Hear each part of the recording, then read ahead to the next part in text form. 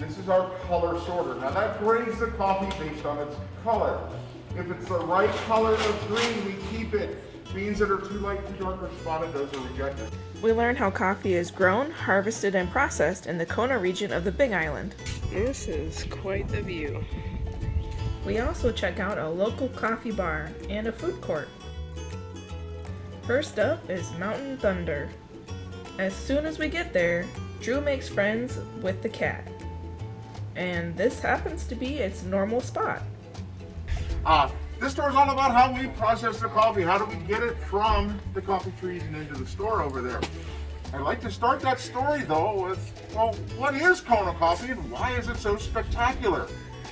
Well, what it is coffee grown in a very special, very specific region of the western side of the Big Island. Now we define that region by using lava flows coming out of 2 of the 5 volcanoes that make up the Big Island. The one that's keeping our feet dry right now, because we're standing on her, this is Hualalai, and where we grow our coffee. The other volcano that contributes to the Kona coffee belt is Mauna Loa. She wraps around to the south. Now it's the soil created from those lava flows that's the start of that spectacular part of the Kona coffee. It's some of the newest, richest, most mineral dense and perfect soils for growing coffee anywhere on the planet. You add to that the weather that we have here, and we have ideal conditions for growing coffee, and we can get to really great coffee. To make it spectacular, however, we have to add in a whole lot of hard work and just a touch of love to everything we do, then we'll have the best coffee on the planet. All right, there's about 800 coffee farms that grow Kona coffee here. Of those, only about 25 to 30 of us are also processors and can take the coffee all the way through and roast the coffee. One of the choices we get to make as a farmer is what plants are we going to use to produce our crops. And what we've chosen here on this farm, all 800 of those Kona farms have also made that same choice, and likely every coffee tree in the state of Hawaii, they're all Arabica species of coffee trees because Arabicas produce the best tasting coffee. Now, coffee is related to gardenia. So when it blossoms, it puts off a wonderful aroma. If you want to be around and enjoy that aroma, stick around for about a month or 2. Not a bad thing, right? No, how's that? I know where you are. Now, we'll have an event at that time we call Kona Snow or Coffee Snow. And there'll be so many white flowers up and down the branches of the coffee trees that it looks like there's snow sitting on the trees. Now the best thing about that snow coming in boy from Ohio, we don't have to shovel it. Right. Now, one of the things unique about the Arabica species of coffee trees to other species is that these flowers are self-pollinating, so we don't require bees or anything like that, any outside influences to have that pollination happen. Now, that being said, if we do have bees around when this happens, we can boost our production by up to 30%, and we get honey called coffee blossom honey. So yum, right? Yeah. So once pollinated, you get a fruit to form that eventually ripens to this cherry red color. Eventually, that's when we know it's time to harvest that fruit. Now, usually the harvest begins about mid-summer, and it will continue through the end of the year. Okay? The 2021 harvest is over now. Now, one thing to note about our harvest here on the Big Island is it's all done by hand, because we're just too steep and rugged to get a machine in to do the work. Now you can note, harvesting coffee is a very happy zen kind of thing. Once we get that fruit here, the first thing we do is put it into a tank of water. It's called a float tank because some of it may float to the top, and that tells us there is a density issue with that fruit, not likely to produce the best coffee. The cherry at the bottom, it goes through these machines here. These are called pulpers, and they are going to separate the skin from the coffee bean. Now the skin, it's an antioxidant superfood. It kind of tastes like a red bell pepper. It's quite delicious. We dry some of that out and it will brew into a really nice cup of tea with a lot of all those antioxidant properties to it. But most of it, it gets composted for fertilizer. It does make a really wonderful fertilizer. Now the coffee seed, and coffee is a seed, it's not a bean because it comes from fruit. Now I'm going to keep calling it a bean because of peer pressure. It's coated in what's called mucilage, and that's just some of the fruit that sticks to the outside. It's really mostly just water and sugar there. It's nice and sweet. I kind of like to enjoy this like a piece of hardtack. Enjoy the sweetness, and you'll get a little buzz there from the caffeine. You'll feel the tingling in your tongue and your gums.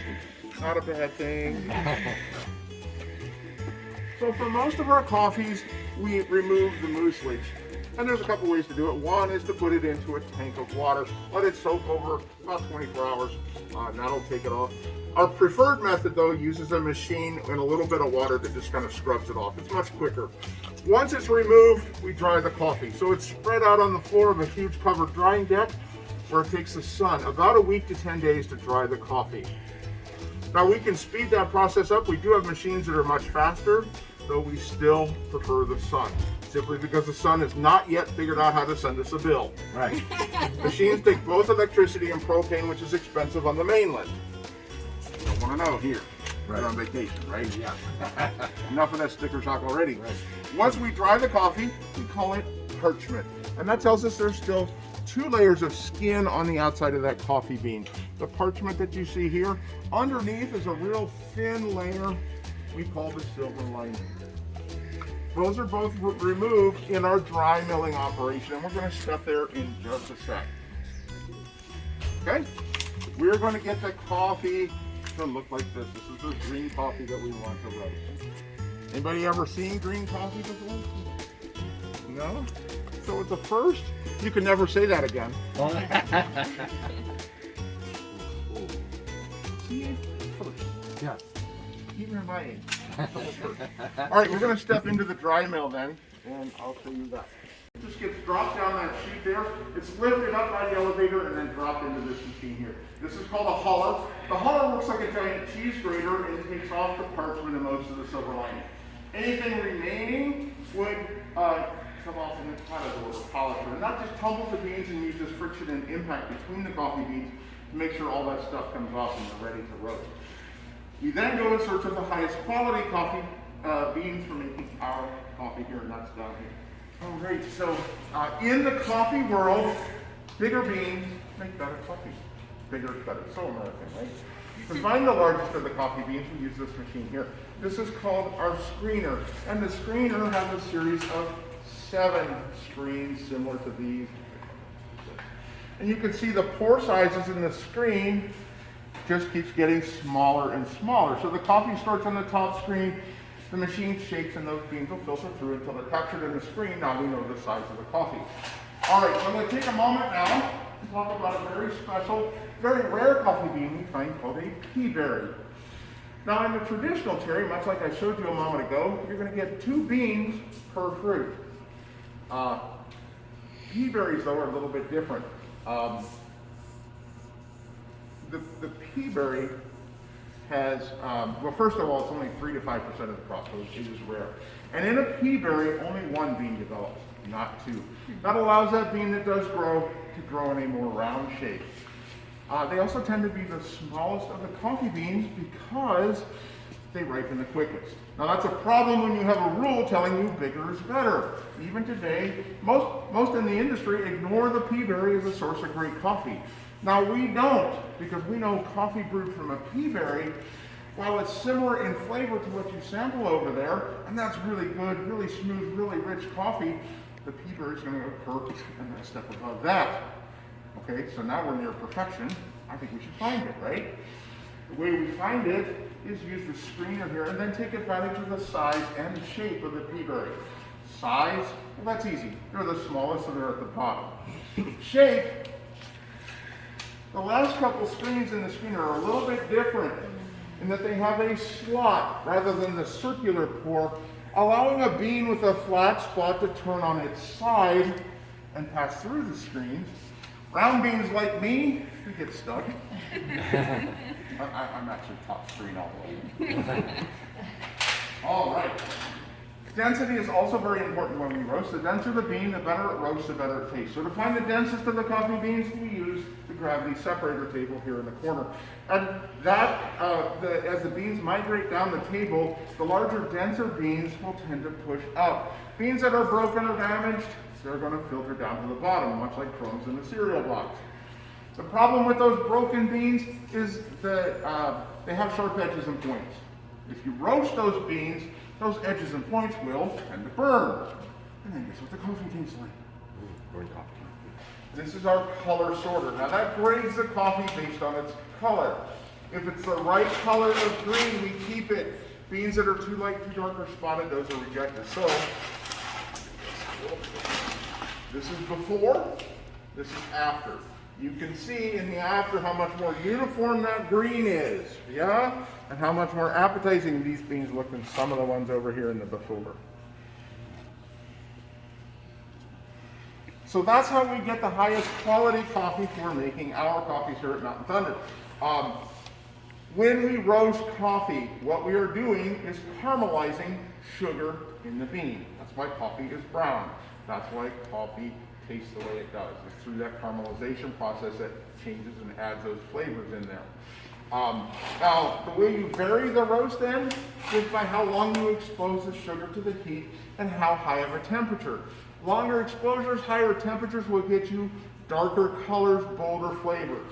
Now those bold flavors will tend to overwhelm the more subtle flavors of the bean itself. So if you're kind of interested in finding those more floral or fruity notes that you can find in the coffee, you'll probably want to go with a lighter roasted coffee. It varies too much to give you a number, but what I can tell you about efficiency, for every 100 pounds of the fruit that we harvest, we're going to get about 5 to 15 pounds of roasted coffee out of it. There's a lot of water, there's a lot of skin, a lot of everything, and then there's a little, loss in here. But, it really varies so much based on the season, based on the farm, based on the picker. Yeah. What do you do with all the ones that don't make it through? So most of it does get composted because we don't really have an outlet for it, although some of it does get roasted because there's still some great things about those beans, like nutrients, such as caffeine, antioxidants, other nutrients that are in there that are also very beneficial to the skin. So we have a partner here in the island that will add them to body products for us. We have soap and sugar scrubs and salt scrub, all have that grade of coffee in there. Look, I'm 104, it works great. Now, the only downside to that though, if you do eat the soap, it's going to taste a little bit like burnt coffee. So we do apologize if we failed to taste your soap. Anyway, thank you. In their gift shop, you can buy the coffee lotions, coffee, and jewelry. Next up was the UCC Coffee Estate.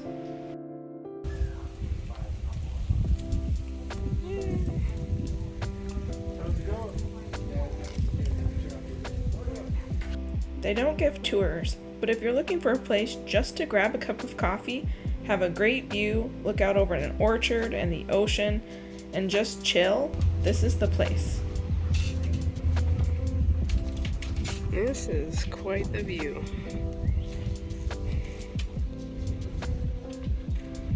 We were looking for a very specific kind of coffee for the friend that was house sitting and watching our cats, and this place was recommended to us. It was really cute, hip, and relaxing. To get to the coffee farms that we visited, you start here at Waikoloa Village, drive down the highway past the airport. So basically you take the exit here and you drive this windy road up the mountain to Mountain Thunder, back down, across here on 180 to UCC. We went back on 180, down 190, into Kailua, Kona, and right down here was the Hawaiian Coffee Company and Cafe. We were here the first week of March, and on Oahu, the plumeria were basically done blooming, but here on the Big Island, they were in full bloom and absolutely gorgeous. On our next Big Island adventure, we head to Volcano National Park. So we are inside the Thurston lava tube. Look at this, fiddleheads as big as my hand. No joke. Please consider subscribing, as your support encourages me to make more videos like these. Thanks and have a good one.